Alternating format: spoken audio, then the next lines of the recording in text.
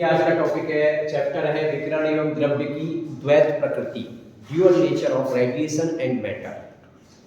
और इसमें प्लांक का क्वांटम सिद्धांत और प्रकाश वैद्युत प्रभाव, काफी इंपॉर्टेंट चैप्टर है ये आपका। और जब तक आप इसको बारीकी से नहीं समझोगे, क्योंकि थ्योरेटिकल ज्यादा है और थ्योरी भी ऐसी है कि आप रट के काम नहीं चला सकते इस थ्योरी का। अगर आप थोड़ा सा उसको बारीकी से समझेंगे, ध्यान देंगे उस चीज पे, तो बड़ा आसानी से और बड़ी अच्छी तरीके से समझ में आ जाएगा। पूरा का पूरा चैप्टर 2-3 चीजों पर डिपेंड करता है, उन दोनों तीनों चीजों को थोड़ा समझने की कोशिश करेंगे। तो सबसे पहले बात करते हैं हम प्लांक का क्वांटम सिद्धांत कि भाई प्लांक का क्वांटम सिद्धांत क्या है। एक्चुअल में देखिए ये बात क्यों आ रही है, ये जो वर्ड है देखिए द्वैत प्रकृति, इसका मतलब होता है ड्यूअल नेचर। ड्यूअल नेचर क्या चीज है, इसको थोड़ा समझने की कोशिश करिए। ड्यूअल नेचर का मतलब होता है दो तरह का व्यवहार प्रदर्शित करना। जैसे मैं हूँ क्लास में बड़ी अच्छी अच्छी बातें बता रहा हूँ आपको लग रहा है सर बहुत बढ़िया है, और फिर साइड में आकर के भैया बेटा जी अभी तो भाषण दे रहा था कि गुटखा नहीं खाना चाहिए, सिगरेट नहीं पीनी चाहिए, बीड़ी नहीं पीनी चाहिए, और साइड में जाके चल एक बंडल लिया। तो दो तरह का नेचर हो गया। क्लास में जो बोल रहा था वो एक अलग प्रकार का नेचर हो गया मेरा, और जो जस्ट अपोजिट नेचर हो गया जो बाहर में आपसे कह रहा हूँ। तो इसी तरह से हर व्यक्ति की जो नेचर होती है ना, वो दो तरीके की होती है। आप लोगों ने नेता देखे होंगे, भाषण देते हैं अच्छे खासे, स्टेज से कुछ बोलते हैं और होते कुछ। तो क्या है वो ड्यूअल नेचर। ऐसे ही हम जो बात करना चाह रहे हैं वो विकिरण एवं द्रव्य की द्वैत प्रकृति। विकिरण का मतलब रेडिएशन, रेडिएशन का मतलब सन से जो एनर्जी आ रही है वो रेडिएशन है। और द्रव्य का मतलब होता है मैटर। मैटर मतलब ये यूनिवर्स जो है दो ही चीजों से मिलकर बना है। एक तो विकिरण, जिसे आप एक तरह से एनर्जी कह सकते हो, और दूसरा द्रव्य पदार्थ। तो दोनों की दो तरह की प्रकृति की बात कही जा रही है। यानी हमारा जो यूनिवर्स बना है वो दो चीजों से बना है, एक तो मास और दूसरा एनर्जी। अब अगर आप कहते हैं कि मास, तो मास वाला जो नेचर होता है पार्टिकल नेचर बोला जाता है, कण प्रकृति बोली जाती है उसकी, कण। और एनर्जी एक तरह से वो वेव नेचर बोला जाता है, ये वेव नेचर बोला जाता है, ये तरंग है। यानी तो यहां जो बात की जा रही है वो ड्यूअल नेचर से मतलब है कि उसमें कण की प्रकृति भी है और उसमें तरंग की प्रकृति भी है। वास्तव में ये जो क्वेश्चन है इस पे समय के साथ साथ काफी रिसर्च चली और इस बात ने जोर पकड़ा कि ये जो प्रकाश आ रहा है, ये जो विकिरण आ रहा है, इसका नेचर कैसा है। इसका नेचर तरंग का नेचर है या फिर इसका कण का नेचर है। ठीक है ना। कुछ घटनाएं ऐसी होती हैं जैसे प्रकाश का परावर्तन है, प्रकाश का अपवर्तन है, व्यतिकरण है, विवर्तन है, पोलराइजेशन है। कुछ घटनाएं ऐसी होती हैं जो आप उसको तरंग मान करके एक्सप्लेन कर देती हो, और कुछ घटनाएं ऐसी भी हैं जिसे कण मान करके एक्सप्लेन किया जा सकता है। परावर्तन अपवर्तन को भी कण मान करके एक्सप्लेन किया जा सकता है, लेकिन व्यतिकरण और विवर्तन ये दो घटनाएं ऐसी हैं, इनको तरंग मान करके ही एक्सप्लेन किया जा सकता है, इनको कण मान करके एक्सप्लेन नहीं किया जा सकता। जबकि बाद में चल के कुछ घटनाएं और आई, जैसे प्रकाश वैद्युत प्रभाव, कॉम्पटन प्रभाव, पेयर प्रोजेक्शन, पेयर एनिहिलेशन, ये कुछ घटनाएं ऐसी निकल करके आई कि उनको आप तरंग मान करके एक्सप्लेन नहीं कर सकते, उसको आप पार्टिकल मान करके ही एक्सप्लेन कर सकते हो, कण मान करके ही एक्सप्लेन कर सकते हो। तो कुल मिला के लिए कि प्रकाश की या विकिरण के अंदर दो तरह की प्रकृति होती है। जरूरत पड़ने पर आप उसको कण की तरह मान करके एक किसी घटना को एक्सप्लेन कर सकते हो, और जरूरत पड़ने पर आप उसको तरंग की तरह मान करके भी घटना को एक्सप्लेन कर सकते हो। तो वास्तव में ये जो हमारा चैप्टर है, ये चैप्टर क्योंकि तरंग मान करके तो हमने बहुत सारी घटनाएं पढ़ ली। ऑप्टिक्स में जो भी कुछ पढ़ा हमने तरंग मान करके पढ़ा, वेव थ्योरी के नाम से पढ़ा भी था, हाइजेंस वेव थ्योरी, आपने तरंग प्रकृति उसकी। लेकिन ये जो चैप्टर है ये कण मान करके एक्सप्लेन करने वाला चैप्टर है, वो है प्रकाश वैद्युत प्रभाव, फोटो इलेक्ट्रिक इफेक्ट। और फोटो इलेक्ट्रिक इफेक्ट एक ऐसी घटना है जिसे आप केवल और केवल विकिरण को या प्रकाश को कण मान करके ही एक्सप्लेन कर सकते हो। ठीक है। तो ये तो रही द्वैत प्रकृति वाली बात। अब थोड़ा सा आगे आते हैं। तो पहला इसमें प्लांक का क्वांटम सिद्धांत। प्लांक का क्वांटम सिद्धांत क्या है, वो इसी बात को बता रहा है। प्लांक ने यही बताया कि भाई जो विकिरण आता है ना, ये जो रेडिएशन होता है, इसके अंदर छोटे छोटे पार्टिकल्स होते हैं जो एक सरल रेखा में चलते हैं। उन छोटे छोटे पार्टिकल, अब पार्टिकल का तो कण हो गए, यानी अभी तक तो आप तरंग मान रहे थे, लेकिन प्लांक के क्वांटम सिद्धांत के अनुसार जो विकिरण आ रहा है, रेडिएशन आ रहा है, उसमें छोटे छोटे कण हैं। उन कणों को कहते हैं फोटॉन्स या क्वांटा, या क्वांटम भी बोल सकते हो आप। तो वो जो छोटे छोटे कण होते हैं उनको कहा जाता है फोटोन। फोटॉन्स कह लो, हिंदी में भी फोटोन को फोटोन ही लिखते हैं, ऐसे ऐसे करके हिंदी में भी आप फोटोन ही लिखोगे। तो वो फोटोन छोटे छोटे कण है, पैकेट्स है। किसके पैकेट है भाई? एनर्जी के। तो वो वास्तव में वो एनर्जी है, और एक फोटोन की जो एनर्जी दी जाती है E = h से दी जाती है, जहां पे h प्लांक कांस्टेंट है, प्लांक का नियतांक है, इसकी वैल्यू गिवन होती है आपको, और न्यू उसकी आवृत्ति है, फ्रीक्वेंसी है। अगर आप इसको वेवलेंथ में चेंज करना चाहते हो तो hc/λ। तो इस तरह से किसी भी फोटोन की एनर्जी निकालने के लिए आपके पास फॉर्मूला आ गया भाई E = h, जहां न्यू आवृत्ति है और लैम्डा जो है वो तरंग दैर्ध्य है। और वास्तव में फोटोन क्या है? एनर्जी का एक पैकेट है। यह फोटोन एनर्जी के या विकिरण के कण प्रकृति को प्रदर्शित कर रहा है। अब तक आप उसको तरंग मानते थे, लेकिन ये उसकी कण प्रकृति को, पार्टिकल नेचर को रिप्रेजेंट कर रहा है कि उसके अंदर पार्टिकल्स होते हैं, कण होते हैं। और फोटोनों की संख्या बहुत ज्यादा हो सकती है, अलग अलग हो सकती है। फोटोनों की जो एनर्जी होगी hν या nhν, क्वांटाइज होती है ये। nhν का मतलब hν, 2hν, 3hν, 4hν, इस तरीके से। आप ऐसे नहीं ले सकते कि 1/2hν के रूप में ले सके, जैसे कि आपने आवेश को पढ़ा था, चार्ज को पढ़ा था कि भाई चार्ज जो होता है वो E का इंटीजर के फॉर्मेट में होता है, वो क्वांटाइज में होता है, इसी तरीके से। तो चलिए, फोटोन की एनर्जी की बात हम समझ गए। अब तो क्वांटम सिद्धांत, प्लांक का क्वांटम सिद्धांत बस इतना ही है, यही समझेंगे आप कि भाई प्लांक के क्वांटम सिद्धांत के अनुसार जो विकिरण प्राप्त होता है हमें सन से, जो रेडिएशन आ रहा है, वो छोटे छोटे एनर्जी के बंडल्स होते हैं, पैकेट्स होते हैं। इन बंडल और पैकेट को हम क्या कहते हैं? फोटॉन्स या क्वांटम कहते हैं। और इनकी जो एनर्जी दी जाती है वो इस फॉर्मूले से दे दी जाती है, ठीक है। इसके बाद बात करते हैं प्रकाश वैद्युत प्रभाव। लेकिन प्रकाश वैद्युत प्रभाव को समझने के लिए तुम्हें समझना पड़ेगा पहले इमिशन को, इलेक्ट्रॉन के उत्सर्जन को। उत्सर्जन कह सकते हो उसको, इमिशन ऑफ इलेक्ट्रॉन, इलेक्ट्रॉन का उत्सर्जन, इलेक्ट्रॉन का उत्सर्जन, इस चीज को समझना पड़ेगा।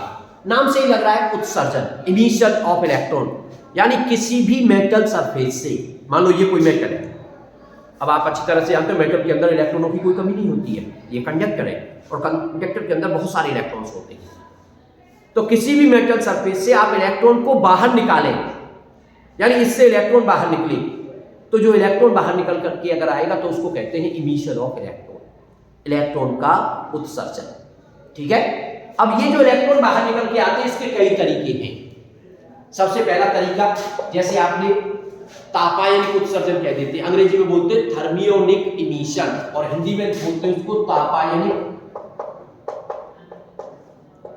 उत्सर्जन। अब तापायनिक उत्सर्जन क्या है? मान लीजिए जैसे ये कोई मेटल शीट है, ये कोई मेटल है, आप इस मेटल को गर्म कर रहे हो, आप इसको हीट दे रहे हो, और हीट देने की वजह से इससे इलेक्ट्रॉन बाहर निकल करके चल देते हैं, तो उस प्रकार के उत्सर्जन को तापायनिक उत्सर्जन कहते हैं, थर्मियोनिक इमिशन कहते हैं। दूसरा, फोटो इलेक्ट्रिक इमिशन, प्रकाश वैद्युत उत्सर्जन।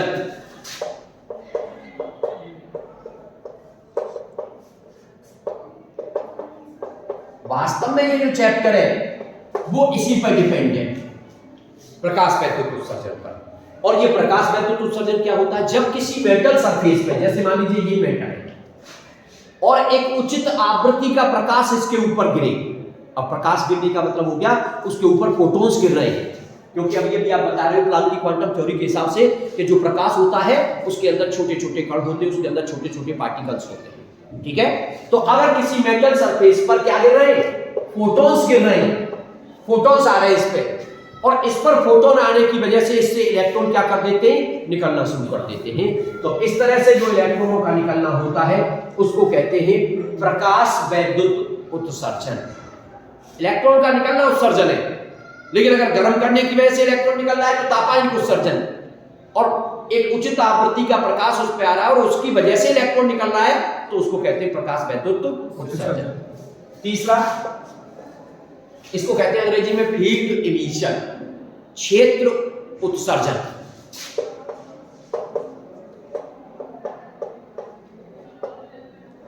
क्षेत्र उत्सर्जन का मतलब है, जैसे मान लीजिए आपने एक मेटल सरफेस ले ली, एक मेटल ले लिया और आपने उस पर एक अप्लाई कर दिया इलेक्ट्रिक फील्ड। इलेक्ट्रिक फील्ड का मतलब एक प्लेट पॉजिटिव और एक प्लेट नेगेटिव, इसका मतलब इसके अंदर इलेक्ट्रिक फील्ड आ गया और इलेक्ट्रिक फील्ड की वैल्यू आप बढ़ाते जा रहे हो। एक स्थिति ऐसी आएगी, क्योंकि इलेक्ट्रिक फील्ड इसके अंदर अगर इलेक्ट्रॉन है तो ये प्लस चार्ज उस इलेक्ट्रॉन को अपनी तरफ अट्रैक्ट करेगा, या ऐसे कहिए विद्युत क्षेत्र इस डायरेक्शन में, तो इस पे इलेक्ट्रॉनों पे विद्युत क्षेत्र के विपरीत दिशा में एक बल लगेगा और आप विद्युत क्षेत्र को बढ़ाते जा रहे हो तो उस बल की वैल्यू बढ़ती चली जाएगी और एक स्थिति आएगी कि इलेक्ट्रॉन उसकी सरफेस से निकलना शुरू कर देगा। तो इस प्रकार से इलेक्ट्रॉनों के निकलने की जो घटना है उसको बोलते हैं फील्ड इमिशन या क्षेत्र उत्सर्जन। अगर आप किसी मेटल सरफेस पर एक विद्युत क्षेत्र अप्लाई कर देती हो तो उससे इलेक्ट्रॉन निकलने की घटना क्षेत्र उत्सर्जन कहलाती है। चौथा पॉइंट, उसको बोलते हैं सेकेंडरी इमिशन, द्वितीयक उत्सर्जन। द्वितीयक उत्सर्जन, देखिए द्वितीयक नाम से ही लग रहा है सेकेंडरी इमिशन, इसका मतलब यह है कि जैसे ये मान लीजिए कोई मेटल सरफेस है, अब मेटल सरफेस पे क्या कोई इलेक्ट्रॉन आया, ये इलेक्ट्रॉन है और ये इससे जाकर के टकराया और इलेक्ट्रॉन किसी उसके अंदर जो इलेक्ट्रॉन थे उस इलेक्ट्रॉन से टकरा गया और वो इलेक्ट्रॉन जब बाहर निकल करके जाएगा, ये इलेक्ट्रॉन जब बाहर निकल करके जाएगा तो ये भी तो इलेक्ट्रॉन का उत्सर्जन हुआ, यानी इलेक्ट्रॉन के वजह से ही वो टकरा करके दूसरा इलेक्ट्रॉन निकल करके गया, इसलिए इसका नाम है सेकेंडरी, द्वितीयक उत्सर्जन। समझ गए ना भाई, इलेक्ट्रॉन निकला और इलेक्ट्रॉन की वजह से ही निकला, इसलिए उसका नाम है द्वितीयक उत्सर्जन। तो वास्तव में हमारे जो उत्सर्जन है वो कितने तरीके के हो गए, 4 तरीके का उत्सर्जन हो गया। 4 तरीके का उत्सर्जन हो गया। पहला आपका तापायनिक उत्सर्जन, गर्म करने की वजह से। दूसरा प्रकाश वैद्युत उत्सर्जन, कि एक उचित आवृत्ति का प्रकाश उस पर आ रहा है और उससे इलेक्ट्रॉन निकल रहे हैं, ये प्रकाश वैद्युत उत्सर्जन हो गया। क्षेत्र, आपने एक विद्युत क्षेत्र अप्लाई कर दिया है, उसकी वजह से इलेक्ट्रॉन निकल रहा है, और एक कोई हाई एनर्जी का इलेक्ट्रॉन अगर आकर के टकरा रहा है और फिर इलेक्ट्रॉन निकल रहा है, वो हो गया आपका द्वितीयक उत्सर्जन। तो 4 प्रकार के उत्सर्जन है, लेकिन आपको जो काम पड़ने वाला है वो केवल और केवल इससे पड़ने वाला है, प्रकाश वैद्युत उत्सर्जन से। समझ गए ना, फोटो इलेक्ट्रिक इमिशन से। और वास्तव में ये जो हमारा चैप्टर है ना, इसमें आधे से ज्यादा यानी 70% जो पोर्शन है ना वो प्रकाश वैद्युत उत्सर्जन का ही पोर्शन है। तो हमें प्रकाश वैद्युत उत्सर्जन को समझना, और देखिए छोटे छोटे क्वेश्चन बनने के चांस यहाँ से रहते हैं, और छोटे छोटे क्वेश्चन तभी आप कर पाओगे जब छोटे छोटे बेसिक जो कॉन्सेप्ट है उनको आप समझोगे, ठीक है ना। तो अब हम बात करते हैं किसकी, प्रकाश वैद्युत प्रभाव की, प्रकाश वैद्युत उत्सर्जन की।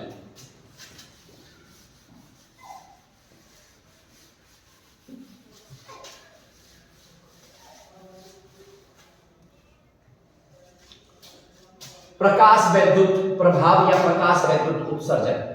प्रकाश वैद्युत प्रभाव, अब देखिए ये प्रकाश वैद्युत प्रभाव क्या चीज है, फोटो इलेक्ट्रिक इफेक्ट क्या चीज है।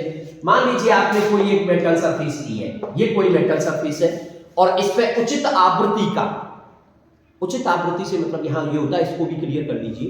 देखिए ये जरूरी नहीं होता कि हर प्रकाश आएगा और उससे इलेक्ट्रॉन निकल जाएगा, बल्कि एक फिक्स पॉइंट होता है कि एक न्यूनतम आवृत्ति से उच्च आवृत्ति वाला, अधिक आवृत्ति वाला प्रकाश आएगा तो इलेक्ट्रॉन निकलेगा, अगर उससे कम आवृत्ति का प्रकाश आएगा तो इलेक्ट्रॉन नहीं निकलेगा।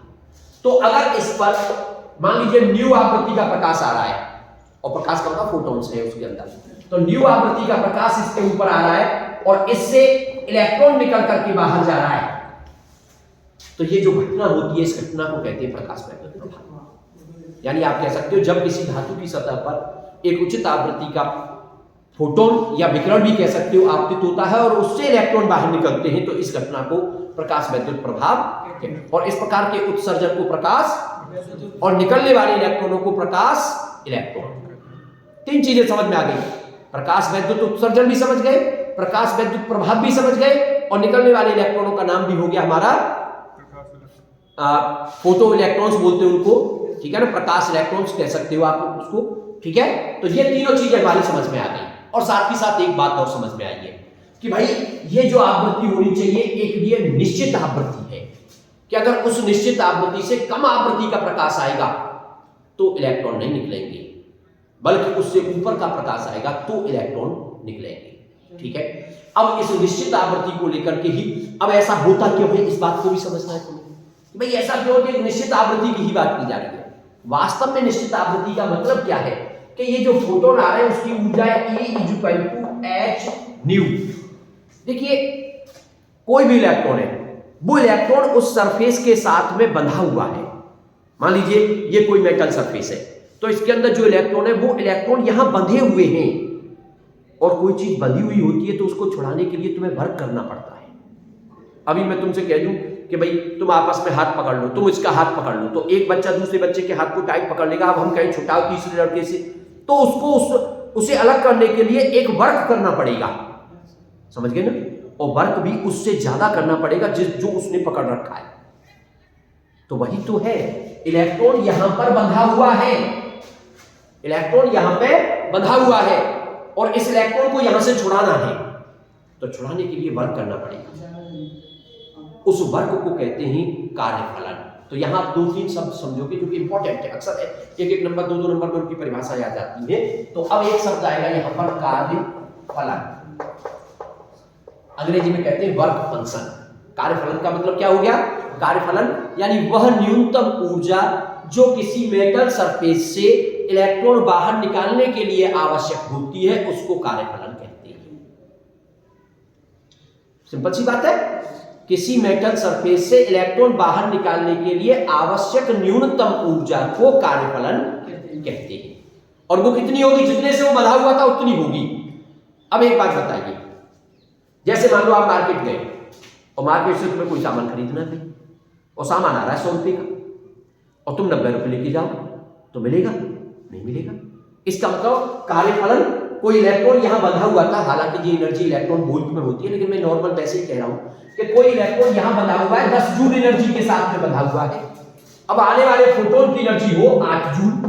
अब बताओ क्या इलेक्ट्रॉन निकलेगा, क्योंकि जो आने वाली एनर्जी थी वो इनसफिशिएंट है, वो अपर्याप्त है। जैसे कि आपके पास 100 रुपए की चीज आ रही थी तो आपके पास 90 रुपए थे, तो वो अपर्याप्त रुपए थे, आपको सामान नहीं मिल पाया। ऐसे ही अगर कार्यफलन 10 जूल है और आने वाली एनर्जी 8 जूल है तो इलेक्ट्रॉन कभी भी बाहर नहीं निकलेगा। लेकिन आने वाली एनर्जी अगर मान लो 11 जूल होती तो इलेक्ट्रॉन निकल करके बाहर जाता। बात समझ गए कि नहीं? यही चीज समझनी है बस हमको। इस फिगर का बहुत बड़ा रोल है इस चैप्टर के अंदर। ये फिगर आपके माइंड में रहना चाहिए हमेशा। तो कार्यफलन का मतलब समझ में आ गया भाई, और it is denoted by pi. हालांकि कुछ बुकों में इसको W से भी डिनोट किया है, लेकिन वो माने नहीं लगता है, आप बस समझ के। तो फाई का फॉर्मूला होता है फाई = h न्यू नॉट। आने वाले फोटोन की एनर्जी h न्यू, लेकिन यहां पर इसकी h न्यू नॉट। और न्यू नॉट क्या है? न्यू नॉट आप उस न्यूनतम आवृत्ति की बात कर रहे हो, यानी अगर इतनी आवृत्ति का प्रकाश आएगा तो इलेक्ट्रॉन बाहर निकल जाएगा, सरफेस से मुक्त होगा, और अगर उससे कम का आएगा तो मुक्त नहीं होगा। तो उस न्यूनतम आवृत्ति को कहते हैं, और इसका नाम होता है देहली आवृत्ति, थ्रेशोल्ड।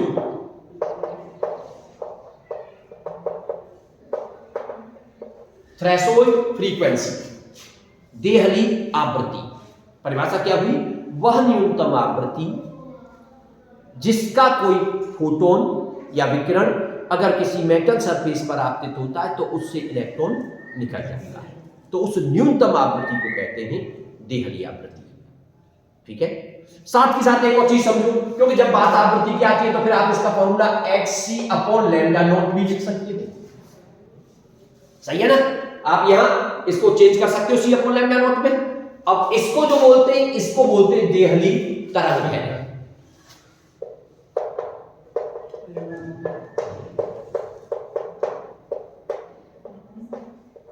तो तीन चीजें समझे हम, एक एक नंबर में तीनों चीजों की परिभाषा पूछ ली जाती है अक्सर कि कार्यफलन क्या चीज है, देहली आवृत्ति क्या चीज है, देहली तरंगदैर्घ्य क्या चीज है, और तीनों की परिभाषा सिंपल सी है।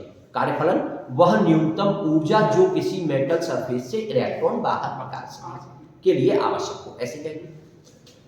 देहली आवृत्ति वह न्यूनतम आवृत्ति जिसका कोई फोटोन या विकिरण किसी मेटल सरफेस से इलेक्ट्रॉन निकाल सके, ठीक है ना, क्या कहलाती है, देहली आवृत्ति कहलाती है। लेकिन जब तरंगदैर्घ्य की बात आएगी तो नीचे आ रहा है तरंगदैर्घ्य, इसलिए अब इसके लिए न्यूनतम शब्द नहीं लगाया जाएगा बल्कि इसके लिए अधिकतम शब्द लगाया जाएगा।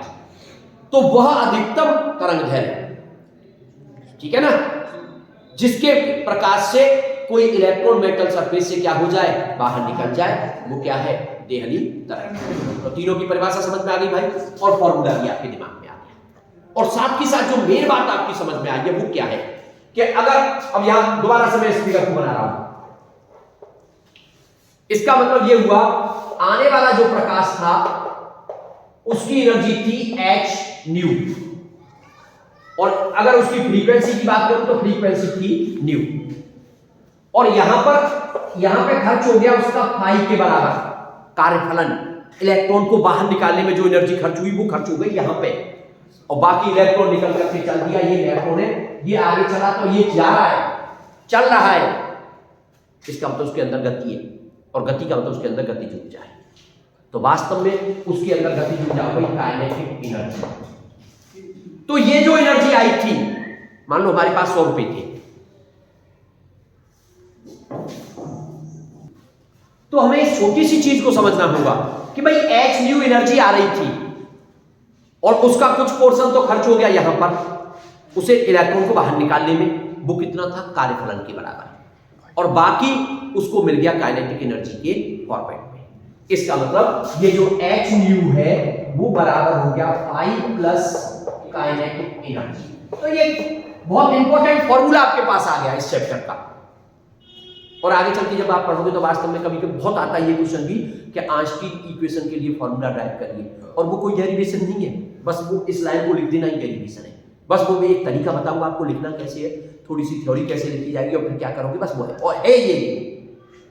तो सिंपल सी चीज है कि भाई एनर्जी कितनी आ रही थी, h न्यू, कार्यफलन के बराबर इलेक्ट्रॉन को बाहर निकालने में खर्च हो गई, और बाकी मिल गई इलेक्ट्रॉन को काइनेटिक एनर्जी के फॉर्मेट में। इसका मतलब h nu equal to 5 plus kinetic energy, ठीक है ना, और ये चीज हमें ध्यान रखनी है। दूसरी एक और बात, अगर ये आने वाली फ्रीक्वेंसी और यहां जो फाई की वैल्यू होती है वो h न्यू नॉट होती है, इसका मतलब यहां इसकी फ्रीक्वेंसी हो गई देहली आवृत्ति, आने वाली फ्रीक्वेंसी अगर न्यू बड़ा है न्यू नॉट से तब तो फोटो इलेक्ट्रिक इफेक्ट होगा, लेकिन अगर ये हो जाए कभी कि new is less than new not तो फोटो इलेक्ट्रिक इफेक्ट की घटना नहीं होगी। कभी कभी क्वेश्चन आ जाता है तुम्हें कंफ्यूज करने के लिए कि आने वाले प्रकाश की आवृत्ति दे देता है उसकी देहली आवृत्ति से कम, और फिर कुछ ना कुछ पूछता है कि निकलने वाले इलेक्ट्रॉन की गति ऊर्जा कितनी होगी, अरे सीधे बता दो 0 होगी भाई, इलेक्ट्रॉन निकला ही नहीं तो ऊर्जा कहां से आई उसके पास, समझ गए ना, क्योंकि फोटो इलेक्ट्रिक इफेक्ट की घटना होने के लिए आवश्यक है आने वाले फोटोन की जो आवृत्ति है वो जो है देहली आवृत्ति से अधिक होनी चाहिए। क्लियर? अब और थोड़ा सा समझिए, आप कहेंगे सर अगर उसके बराबर हुई तो भाई nu is equal to nu naught, ये हुआ तो इलेक्ट्रॉन निकलेगा, लेकिन निकलते ही खत्म से होता काइनेटिक एनर्जी खत्म। भाई इलेक्ट्रॉन निकला तो सही, सरफेस से तो निकला, लेकिन उसको गति नहीं मिल पाई, समझ गए ना, यानी एक तरह से जो फोटोन की एनर्जी थी वो बराबर हो गई है किसके, h न्यू नॉट की। तो केवल वो एनर्जी इलेक्ट्रॉन को बाहर निकालने तक कामयाब हुई, लेकिन इलेक्ट्रॉन की काइनेटिक एनर्जी यहां इस केस में क्या रहेगी, 0 रहेगी। तो ये बड़ी इंपॉर्टेंट बात है, ये आपके माइंड में हर समय रहनी चाहिए जब आप इस चैप्टर को पढ़ रहे हो। तो अब थोड़ा सा और आगे बढ़ते ही, और यही मैं एक चीज और क्लियर करता हूं। देखिए अब कभी कभी क्या होता है, कभी कभी आपसे एक नंबर में क्वेश्चन बनता है कि अच्छा ये बताओ भाई मेटल से जो कोई भी जो सरफेस आपने लिया उससे जो इलेक्ट्रॉन निकलेंगे क्या उनकी गतिज ऊर्जा सबकी एक जैसी होगी? क्यों? क्योंकि फोटोनों की तो एनर्जी सबकी एक जैसी है। अगर आप एक निश्चित आवृत्ति का प्रकाश डाल रहे हो, वो आवृत्ति न्यू है और साथ ही साथ new is greater than new not है, तो जितने भी फोटोन आ रहे हैं सबकी एनर्जी h न्यू। तो क्या निकलने वाले इलेक्ट्रॉनों की काइनेटिक एनर्जी भी सेम रहेगी? क्यों? क्योंकि मेटल के लिए जो वर्क फंक्शन है वो तो कांस्टेंट है भाई, वो तो नहीं बदल रहा। तो इस हिसाब से तो काइनेटिक एनर्जी क्या रहनी चाहिए? सबकी सेम रहनी चाहिए, पर ऐसा नहीं होता। निकलने वाले इलेक्ट्रॉनों की काइनेटिक एनर्जी अलग अलग होती है। उसका क्या रीजन होता है उसको समझने की कोशिश करिए। देखिए,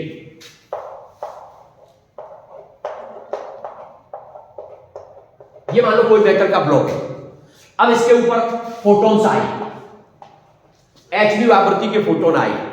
ये जरूरी नहीं होता है कि जब प्रकाश किसी मेटल सरफेस पे गिरता है तो इलेक्ट्रॉन जो निकलेगा वो ऊपर की सरफेस से ही निकलेगा। इलेक्ट्रॉन ऊपर की सरफेस से भी निकल सकता है और इसके अंदर से भी कहीं से निकल के आ सकता है। ये एक रैंडम घटना है। मान लो आने वाले फोटोनों की संख्या 100 है और वो 100 इलेक्ट्रॉनों से टकराएंगे। ये भी बहुत इंपॉर्टेंट पॉइंट है इस चैप्टर का कि एक इलेक्ट्रॉन, यानी ये जो फोटो इलेक्ट्रिक इफेक्ट होता है ना, ये 1 फोटोन 1 इलेक्ट्रॉन, ये बात बहुत इंपॉर्टेंट है ध्यान रखने के लिए। 1 फोटोन 1 इलेक्ट्रॉन फिनोमेना, यानी एक फोटोन अपनी टोटल एनर्जी किसी एक ही इलेक्ट्रॉन को देगा। ऐसा नहीं हो सकता है कि आने वाला फोटोन 10 इलेक्ट्रॉनों में अपनी एनर्जी को बांट दे, ऐसा नहीं होता। 2 इलेक्ट्रॉनों में अपनी एनर्जी को बांट दे, ऐसा नहीं होगा। एक फोटोन एक इलेक्ट्रॉन को एनर्जी देगा। यहां से एक और रिजल्ट निकल रहा है कि अगर 1000 फोटोन आ रहे तो 1000 इलेक्ट्रॉन निकलने चाहिए, हालांकि ऐसा नहीं होता। उसका रीजन ये है कि कुछ फोटोनों की एनर्जी वैसे ही खर्च हो जाती है, वो इलेक्ट्रॉनों को मिल नहीं पाती, दूसरी जगह गिर जाती है जाकर के, तो वो मेटल शीट को गर्म करने में या किसी और चीज में खर्च हो गई। पर हां, एक चीज क्लियर हो गई कि जितने फोटोन आ रहे होंगे इलेक्ट्रॉन उससे ज्यादा नहीं निकल सकते। ये चीज क्लियर हो गई। सपोज करो 1000 फोटोन आए और 1000 फोटोनों की एनर्जी 1000 इलेक्ट्रॉनों को मिल गई, तो 1000 इलेक्ट्रॉन निकलेंगे, ज्यादा तो नहीं निकल सकती ना। पर कुछ फोटोन ऐसे हैं जिनकी एनर्जी वैसे ही खर्च हो गई, कहीं चली गई, तो निकलने वाले इलेक्ट्रॉनों की संख्या कम हो जाएगी। लेकिन यह क्लियर है कि निकलने वाले इलेक्ट्रॉन कभी भी आने वाले फोटोनों की संख्या से ज्यादा नहीं हो सकते। अब दूसरी बात, मान लीजिए कुछ फोटोनों ने तो ऊपर की सतह से इलेक्ट्रॉन निकाले और कुछ फोटोनों ने जो इलेक्ट्रॉन निकाला वो अंदर से निकाला है। अब क्या होगा?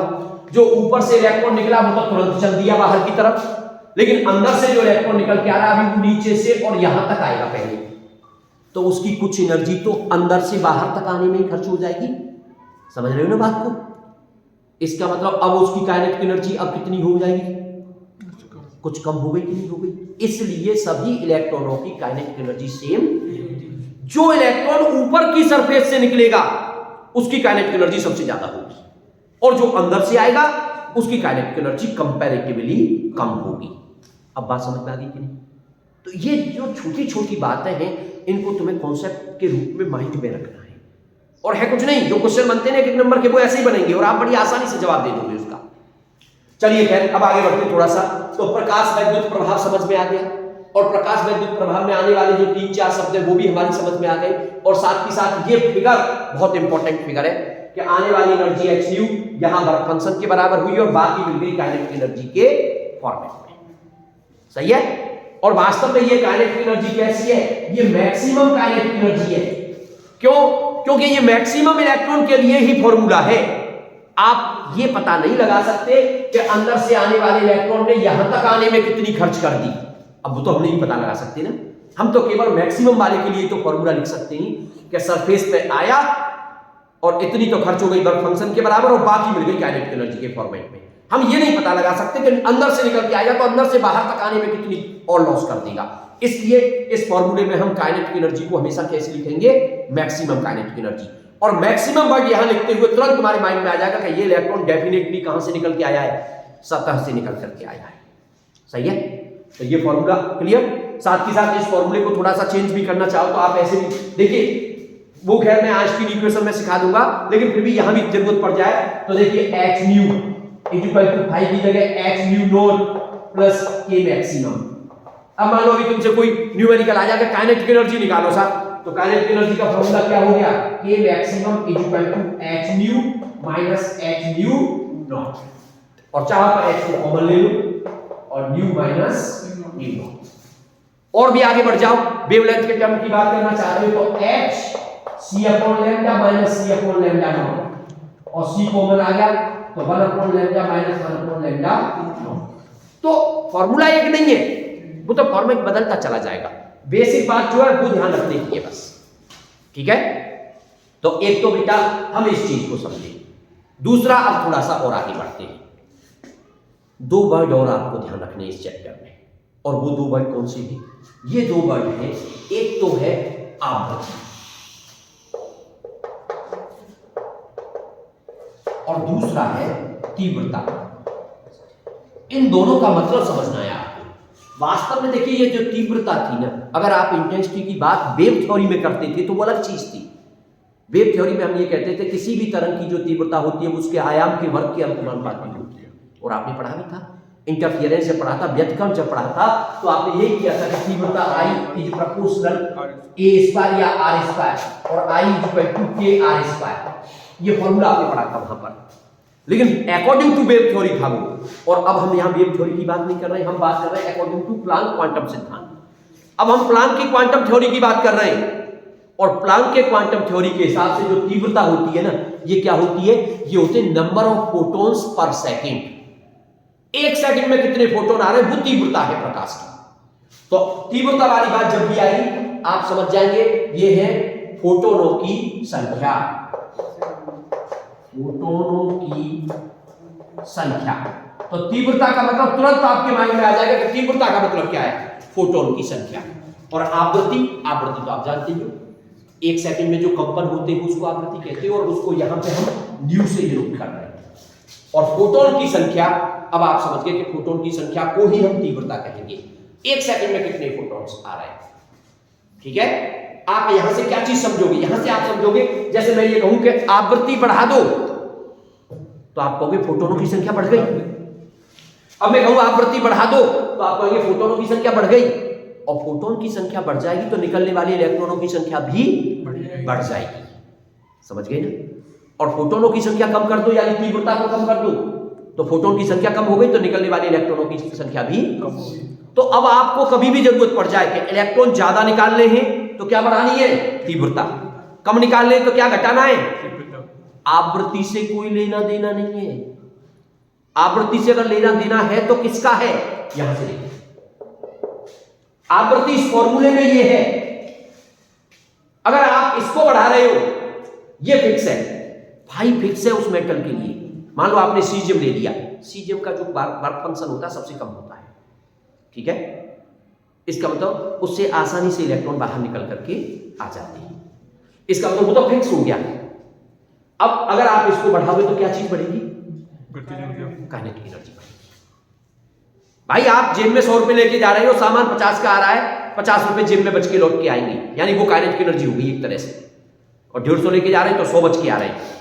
इसका मतलब जितनी ज्यादा फ्रीक्वेंसी, आवृत्ति को जितना ज्यादा बढ़ाओगे काइनेटिक एनर्जी उतनी बढ़ती चली जाएगी। तो यहां कभी कभी क्वेश्चन बनता है कि गतिज ऊर्जा किस पर निर्भर नहीं करती है, तो तीव्रता से गतिज ऊर्जा का कोई लेना देना नहीं है। गतिज ऊर्जा का लेना देना किससे आ रहा है, आवृत्ति से आ रहा है। फॉर्मूला क्लियर बता रहा है इस बात को। और तीव्रता से किसका है, निकलने वाले इलेक्ट्रॉनों का। और जितने इलेक्ट्रॉन बढ़ेंगे, मान लो मैं अगर सर्किट कंप्लीट और कर दूं और सर्किट कंप्लीट करके उसमें करंट को मेजर करने लग जाऊं तो उस करंट को कहेंगे फोटो करंट। देखिए इस घटना को फोटो इलेक्ट्रिक इफेक्ट, प्रकाश विद्युत प्रभाव, निकलने इस उत्सर्जन को प्रकाश विद्युत उत्सर्जन, निकलने वाले इलेक्ट्रॉनों को प्रकाश इलेक्ट्रॉन, और बहने वाली उनकी वजह से जो प्रवाहित होने वाली विद्युत धारा होगी उसको प्रकाश वैद्युत धारा। तो अब बात यही आ जाएगी भाई प्रकाश वैद्युत धारा कैसे बढ़ानी है, तो तीव्रता बढ़ा के बढ़ेगी भाई, क्योंकि तीव्रता बढ़ाएंगे आने वाले फोटोनों की संख्या बढ़ेगी, निकलने वाले इलेक्ट्रॉनों की संख्या बढ़ेगी तो विद्युत धारा बढ़ेगी, क्योंकि विद्युत धारा इक्वल टू होता है Q/T, और Q की जगह पे इलेक्ट्रॉनों का आवेश लगेगा। अगर इलेक्ट्रॉन n है तो NE/T। बात समझ में आ रही है ना। अब इसको थोड़ा सा एक फिगर से और समझा जाए। एक्सपेरिमेंट है जो कि प्रकाश वैद्युत प्रभाव का जो एक्सपेरिमेंट होता है, उस एक्सपेरिमेंट को समझने की कोशिश की जाए। और ये 2 फिगर आप अगर अपने माइंड में रखोगे, एक ये वाला फिगर और एक अब मैं जो बनाने जा रहा हूं, तो बहुत सारी चीजें आपकी क्लियर होती चली जाएंगी। और वो फिगर क्या है, ये मान लो एक ग्लास की ट्यूब है, कांच का कोई ट्यूब ले रखी है, और इसमें 2 इलेक्ट्रोड लगे हुए हैं। इलेक्ट्रोड का मतलब है जैसे कैथोड और एनोड। ठीक है, अब ये कैथोड मान लो, इसको आप एनोड मान लो। इसमें आप जरूरत पड़ जाए तो एक चलो वो लगा देते हैं भाई, मिली अमीटर लगा देते हैं। मिली इसलिए लगाया है कि करंट हो सकता है बहुत कम होगी, और भी कम हो तो माइक्रो लगा लेंगे। समझ गए ना, 10⁻⁻⁶ एम्पियर के ऑर्डर किया तो माइक्रो लगा देंगे। और ये आपने ऐसे करके लगा दिया इसको, ये लगा। अब बात करते हैं बैटरी की। एक्चुअल में हम क्या करना चाहते हैं यहां पर, हम यहां पोटेंशियल ए के पोटेंशियल को चेंज करना चाहते हैं सी के रेस्पेक्ट में, तो उसके लिए हमें बैटरी लेनी पड़ेगी। तो हमने एक बैटरी ली है,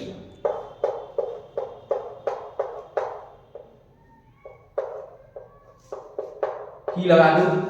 और पोटेंशियल को भी तुम चेंज करना चाहते हो तो फिर उसके लिए बीच बीच में आपको ध्यान हो तो मैं एक चीज कहता हूं कि जो रियोस्टेट होता है ना, रियोस्टेट का मतलब है परिवर्ती प्रतिरोध, धारा नियंत्रक।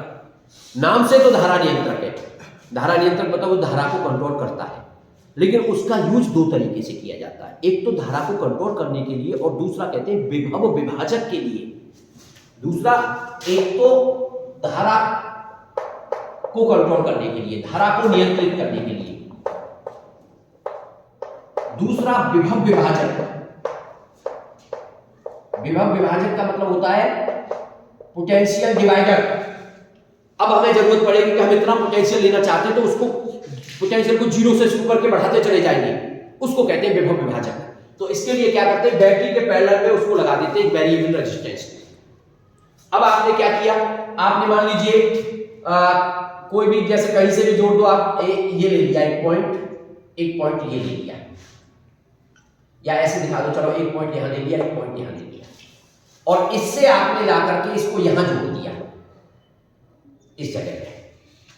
वास्तव में क्या है, अगर इस बैटरी की वोल्टेज V है तो ये V ये पैरेलल में जुड़ गया एक रेजिस्टेंस, वेरिएबल रेजिस्टेंस है, और बढ़ा दो चलो, इसका पूरा वोल्टेज इस पे बट गया यूनिफॉर्मली भाई, V इक्वल टू IR, तो वो पूरा वोल्टेज इस पे बट गया। अब अगर आप इसको मान लो इससे जोड़ देते हो और इसमें एक दूसरा तार लगा करके ऐसे लाते हो, और ये हमारे पास तार है, और तार को अब अगर मैंने इस पॉइंट से जोड़ा तो अब फिलहाल हमारा इस सर्किट में C और A के बीच में जो पोटेंशियल है ना, इसको इससे जोड़ दिया, तो C और A के बीच में जो पोटेंशियल है ना वो केवल इतना जुड़ा है, इतने वायर का जो पोटेंशियल है वो जुड़ा है केवल। आप इसको थोड़ा सा यहां से हटा के यहां लगा दोगे तो अब इतना जुड़ गया, यहां लगा दोगे अब इतना जुड़ गया। एक्चुअल में हम करना क्या चाहते हैं, हम चाहते हैं इस A के पोटेंशियल को चेंज करना, और मान लो 0 से चेंज कर रहे हैं और 0 से चेंज करके बढ़ाते जा रहे हैं, तो अब बढ़ाने का कोई तरीका तो होना चाहिए हमारे पास, तो वो तरीका यही है, हम उसको ऐसे करके खिसकाते चले जाएंगे और धीरे धीरे वोल्टेज आपकी बढ़ती चली जाएगी, और वोल्टेज बढ़ेगी तो यहाँ पे करंट भी चेंज होगी, और उस करंट की ही स्टडी करनी है हमको कि करंट पे क्या प्रभाव पड़ा उस तरीके से। थोड़ी सी शॉर्ट में अभी समझेंगे।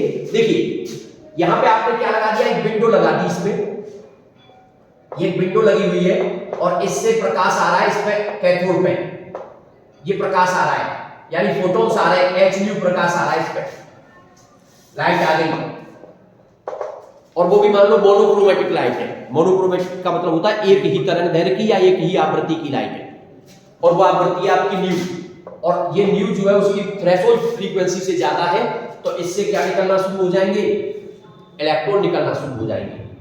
अब ध्यान देना बात को, मैं क्या समझाना चाह रहा हूं आपको, इलेक्ट्रॉन निकलना शुरू हो जाएंगे और इन इलेक्ट्रॉनों के अंदर अपनी गतिज ऊर्जा होगी, अपनी काइनेटिक एनर्जी होगी।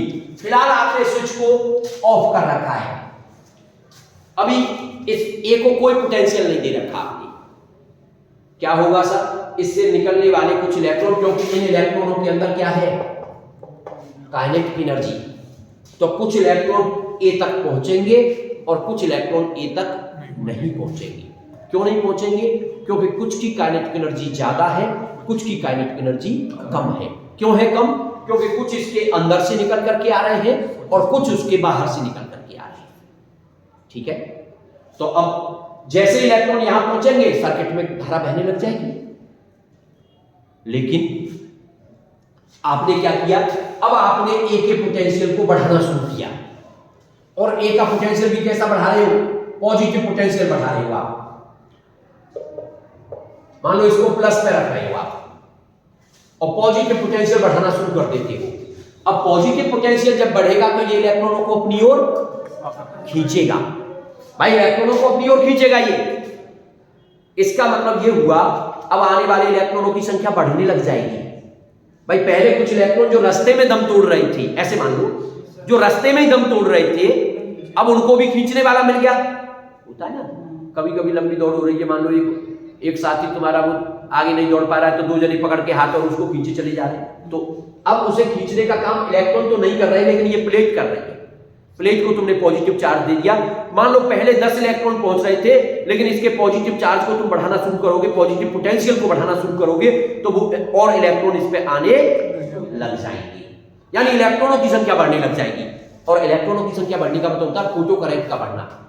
तो कुल मिला के ये है, जैसे जैसे आप प्लेट ए के पॉजिटिव पोटेंशियल को बढ़ाते जाओगे, करंट का मान बढ़ता, लेकिन उसकी भी एक लिमिट होगी। अब आपको क्या लिमिट क्या होगी? लिमिट ये है, क्योंकि इलेक्ट्रॉन निकल किस वजह से रहे हैं?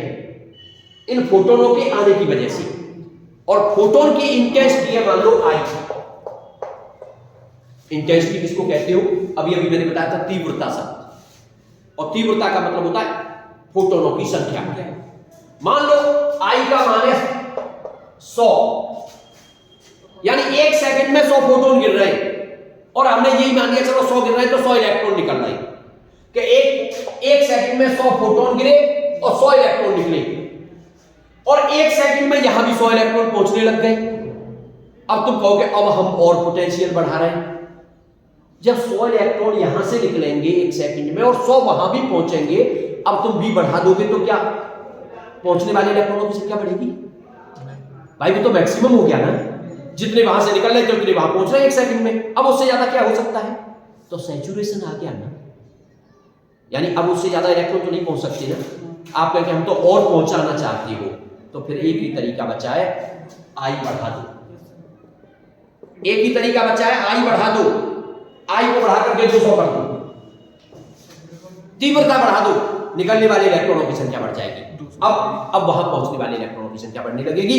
अब पोटेंशियल को बढ़ाओगे तो कुछ इलेक्ट्रॉन बढ़ेंगे, लेकिन अब अगर 1 सेकंड में फिर से 200 पहुंचने लग गए तो फिर अब आई, अब उससे कोई काम नहीं चल रहा है, फिर दोबारा बढ़ाना चाहते हो तो फिर से क्या करना पड़ेगा? आई को फिर बढ़ाना पड़ेगा। तो इस बारीकी को समझने की कोशिश करनी है हमें कि रियल में यहां हो क्या रहा है। अब दूसरी बात, ये तो काम किया तुमने उसको बढ़ाने वाला, अब क्या कर रहे हो? अब की बात तुमने ये रिवर्सिंग की बोली जाती है, ऐसी की, ये इसको रिवर्सिंग की कहते हैं। रिवर्सिंग की का मतलब है अभी आपने इसको इससे जोड़ रखा है, इसको इससे, अब उल्टा कर देते हैं। अब की बार क्या कर देते हैं? इसको तो इससे ले लेते हैं और इसको इससे ले लेते हैं। तो अब प्लेट ए जो है वो कैसे पोटेंशियल पे पहुंच गई है? नेगेटिव पे। अब प्लेट ए का पोटेंशियल नेगेटिव हो गया विद रेस्पेक्ट टू प्लेट सी। अब नेगेटिव पोटेंशियल क्या करेगा? इलेक्ट्रॉनों को रिपल करेगा ना, यानी वो तो उनको रोकने का काम करेगा। भाई रोकने का काम करेगा कि नहीं? अब रोकने का काम करेगा तो जो इलेक्ट्रॉन दम तोड़ रहे थे पहले से उनको खींच रहा था, वो अब खींचेगा? अब नहीं खींचेगा ना। अब तो जो जा रहा था उसको भी रोकने की कोशिश करेगा, लेकिन फिर भी कुछ इलेक्ट्रॉन ऐसे होंगे जिनमें ज्यादा काइनेटिक एनर्जी होगी, जो लास्ट काइनेटिक एनर्जी वाला होगा वो फिर भी पहुंच रहा है। आप क्या कर रहे हो?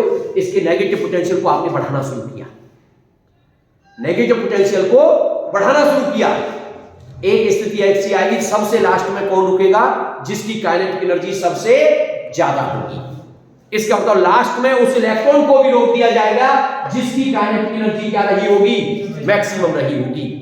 तो वास्तव में इस प्लेट ए का वो नेगेटिव पोटेंशियल जो अधिकतम काइनेटिक एनर्जी वाले इलेक्ट्रॉन को भी रोक दे, उसको कहते हैं, वैसे तो अंग्रेजी में बोला जाता है कट ऑफ पोटेंशियल। क्या बोला जाता है? Cut off. और हिंदी में कहते हैं निरोधी विभव।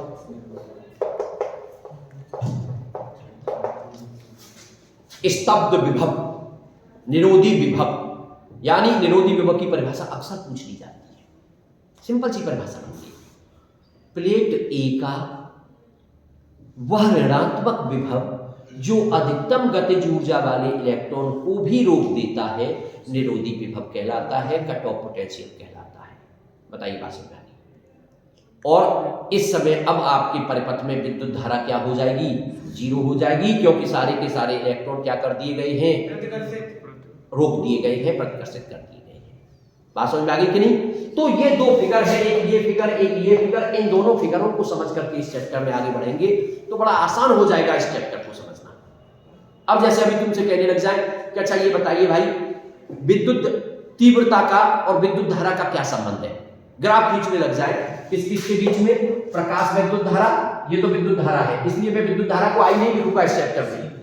आई इसलिए नहीं लिखूंगा क्योंकि आई हम किसको दिखा रहे हैं? तीव्रता को दिखा रहे हैं, इसलिए उसको विद्युत धारा को विद्युत धारा ही कहेंगे। तो ये विद्युत धारा है, विद्युत धारा वो भी कौन सी? प्रकाश विद्युत धारा, और इस पे है तीव्रता।